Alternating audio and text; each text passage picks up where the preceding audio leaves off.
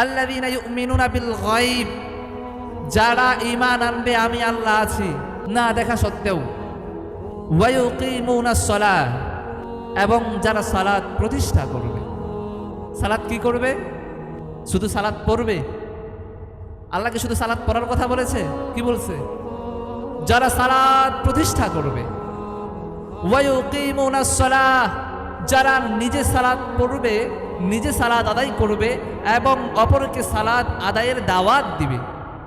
আমাদের মধ্যে কয়জন আছে যে অন্যকে নামাজ পড়ার জন্য দাওয়াত দেই? কেউ বলি আমরা যে ভাই নামাজ পড়ে যাও বা নামাজটা পড়ো।